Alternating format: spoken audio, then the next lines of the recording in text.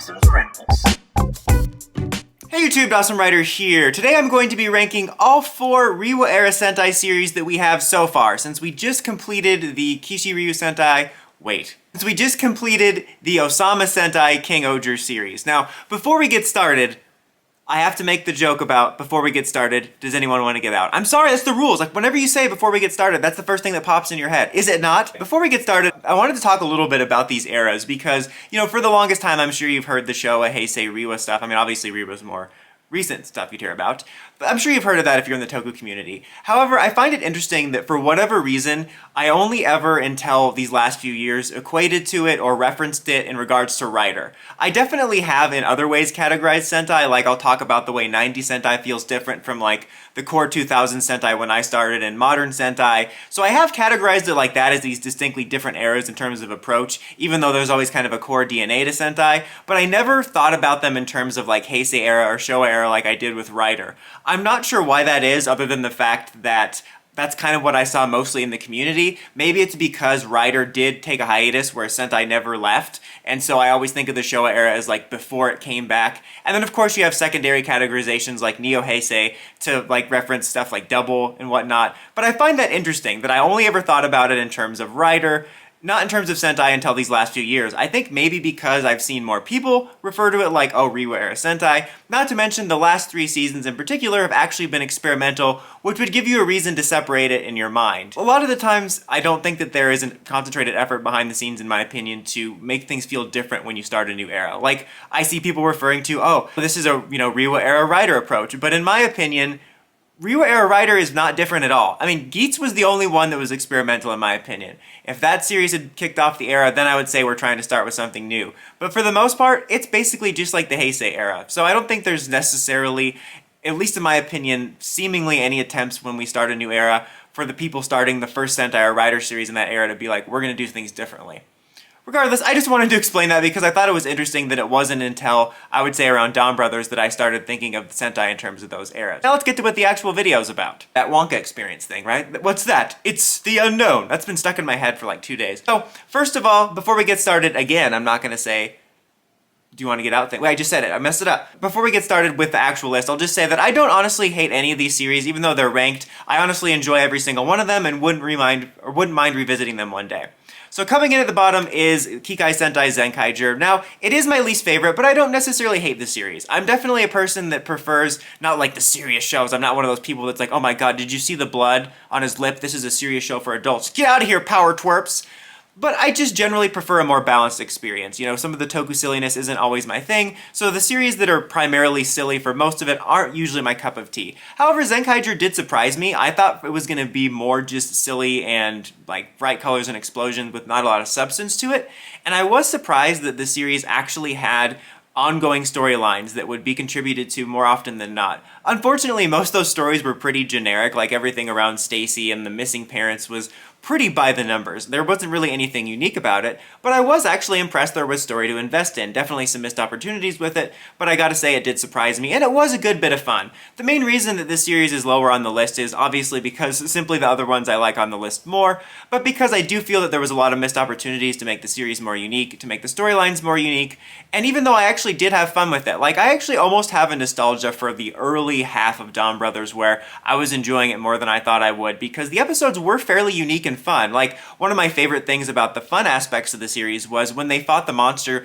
it usually had like a unique mode of operation where they'd have to fight it in a unique way, both on the ground and in the mecha battles. So that was a good bit of fun. But just after a while, by the time I got to the end of it, I wasn't like, man, I'm hating this. I was just kind of ready to move on. So it wound up being my lesser favorite, even though I don't have any necessarily ill feelings towards it at all. Coming up next is Dawn Brothers, which this is a small list, but it feels weird ranking this low for how much I like Dawn Brothers. I've seen a lot of mixed opinions about Dawn Brothers recently, which I understand why it's not everyone's cup of tea, but I also don't understand not being able to appreciate some of the awesome things it did. Like, it was a really breath of fresh air, and it was funny coming off of Zenkaiger, which looked the most different and wound up being pretty familiar and safe, to have this follow-up series be the one that was more unique. Honestly, the only things that really drag it down for me was my mixed feelings on the inclusion of Zenkaiser Black and the Sentai Legacy aspects.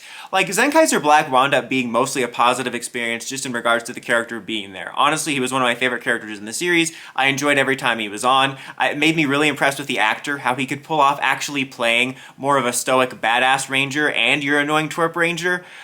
And I was legitimately interested to see how and when, or if ever, they explained why he was connected to Zenkaiser or not. I always get those two mixed up. They're just so close together. Make the names a little bit different.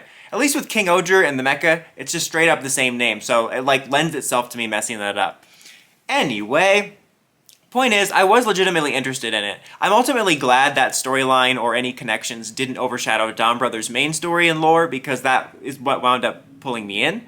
But I think it was a missed opportunity, to not explain that. I know it was ultimately used as kind of a joke, which it's not like I'm immune to that being funny, but I think there was a real missed opportunity there. I think it would have been cool to actually use the movie to give a real explanation, and it could have made a maybe cool ongoing thread for the team-up movies. It kind of took me back to my frustrations with Kamen Rider Decade, where we introduced the idea of the multiverse in Decade, and I thought that was just a perfect way to explain any future crossovers. Now, I know people are like whining about being sick of the multiverse nowadays. You party poopers. The multiverse is fun as hell, but I'm not talking about giant crossover events all the time, but I'm just saying that explainer is just easy. Like, so you don't have to worry about jumping through hoops or making it seem messy. Like, the fact that you introduced the multiverse introduced an easy fix explanation for any future crossover, and yet we entered this era where it's still a tangled mess like a bunch of old wired headphones of, are they in the same universe or are they not? So it kind of took me back to that, where it was this missed opportunity to create some kind of interesting synergy.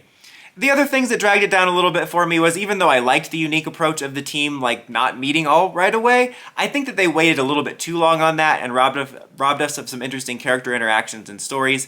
And I'll agree with some people that I feel that there was still a lot left unexplained about the mythology and story that I would have liked to have explained.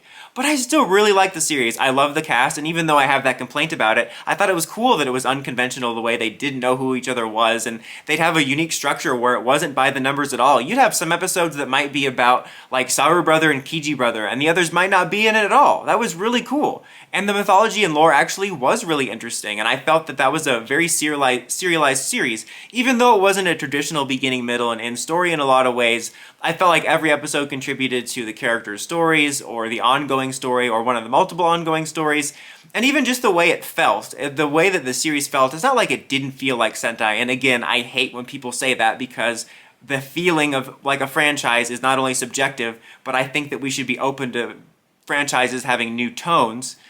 But I'm just saying, it's not like Dawn Brothers didn't have moments that feel like classic Sentai, but the way the show was shot almost made me feel like I was watching Rider or even a drama at some points, with the love triangle, quadrangle storyline in particular giving me Kiva vibes. Coming in at the runner-up is King-ohger. Now, ordinarily, this would be probably the number one. The only reason, really, it's at this runner-up slot is because I just prefer Kiramager more. Spoiler alert for 3 seconds from now when I tell you Kiramager's number one. And there is a few things that drag it down, but not a whole lot. Like when I was filming my series review, a lot of my negatives are more mixed things. Kind of like, hey, if this was a little bit better or a little bit different, then the series would be even better. But there was very few negatives in this series that really dragged it down for me. Like most of my primary two mixed thoughts on it, outside of them sometimes having repetitive plots that they looped back to, like the outraged villagers, was I wish they would have stopped and maybe had what I guess you would consider traditional filler episodes every now and then to sit with the characters and the status quo a little bit. And I was a little bit bothered by the fact that all of the answers tied back to one story, and I think that was a little bit boring because the series introduced a lot of different mystery stories, and it was kind of a shame that they all led to the same place. One way, it was cool to see how they weaved it all together, but I still wish there would have been a little more variety. And also, I had very mixed feelings about what was done with the Kiramager crossover, but otherwise, it was a top-tier Sentai. It was one of the most serialized and well thought out, and that was something I forgot to mention in my series review, how I was really impressed how well thought out the story felt from beginning, middle to end. With some Sentai series, you'll feel a little bit of like unevenness and choppiness to the plot, whether it's just because of the way it was written or because maybe they changed direction, but this felt like it was thought out from the beginning and felt like it was a straight line, which was nice. Not to mention, the characters were amazing in this series. All of them were fleshed out extremely well, where I felt like I got to know their backstory, their personality, and they all changed in one way or another from the first time we met them to the last time we saw them. But coming in for me at number 1 is Cara Major. I just have a huge soft spot for Cara Major. I talked about how in my series review for King-ohger that Cara Major and King-ohger are probably some of my biggest positive Sentai experiences in recent years, but for whatever reason I just connected more on a personal level with Cara Major, because even though I do feel it did some stuff different and was its own thing and had a bit of a modern edge, it also took me back to that feel of Sentai when I first got into it. There was this little bit more of a grounded feel before things got a little too poppy and a little bit more merchandise driven, that there was just something about the spirit of it that reminded me of that, which I really appreciated. And yet it wasn't like it was being like those old series completely. Like I said, it was its own thing too. And it was this almost good hybrid of like a very classic feeling Sentai formula, but also a little bit more serialized itself. Like that's another series where almost every episode contributed or was valuable in some way or was entertaining. I think I remember in my series review I could probably count on one hand, or maybe plus, like 6 or 7 episodes that didn't contribute to the overall narrative, but most of those episodes were also fun. And that was just a great series and an experience, and almost kind of like a catch-all of all the things I talk about I like, where you have a little bit of something new, a little bit of serialization, but a little bit of that classic feel. That was another series where I felt the story felt pretty streamlined. It didn't feel like there was any ups and downs or anything. It felt pretty well thought out. Another great cast of characters that I really just loved spending time with. Not to mention, unlike King-ohger, I felt like we did get to spend time sitting with those characters, and it's just one of those Sentai series that's just special to me. I think it's honestly even with King-ohger, but I could see why people would put King-ohger over it, but sometimes there's just series you personally connect with more. That is just my list. Let me know what your guys' lists are in the comments as always. Until next time, remember to like, comment, subscribe, and climb the steps and ring that bell to get notifications from my videos. Awsama Writer, signing out.